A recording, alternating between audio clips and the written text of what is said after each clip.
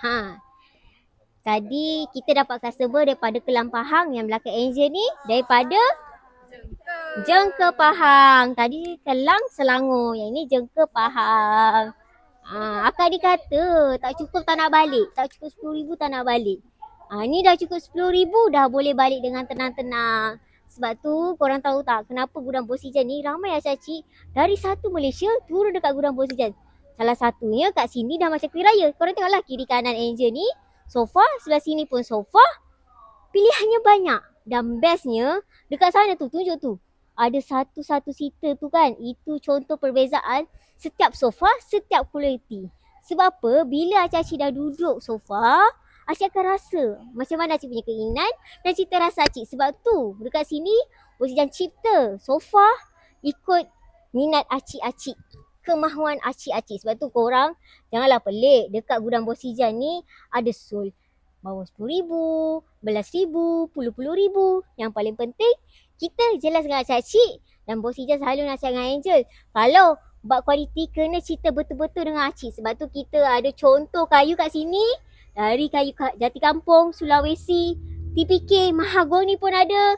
Meja jenis sebatang pun kita ada. Korang tengok ni. Ush, ni dah Sol lah, dah hantar. Bandar Baru Uda, 40 lebih ribu hari tu. Kita ganti yang baru ni. Agaknya siapa fighter jati lepas ni dan siapa yang kena Sol dengan Angel? Tadi Jajan. Lepas ni siapa? Adakah korang tak juga dalam Bosijan? Tadi kita dapat customer daripada Kelang Pahang, yang belakang Angel ni daripada Jengke Pahang. Tadi Kelang Selangor, yang ini Jengke Pahang. Akak dia kata tak cukup tak nak balik, tak cukup 10,000 tak nak balik. Ni dah cukup 10,000 dah boleh balik dengan tenang-tenang. Sebab tu korang tahu tak kenapa Gudang Bosijan ni ramai acak-acik dari satu Malaysia turun dekat Gudang Bosijan. Salah satunya kat sini dah macam kuih raya. Korang tengoklah kiri kanan Angel ni, sofa, sebelah sini pun sofa. Pilihannya banyak. Dan bestnya dekat sana tu, tunjuk tu.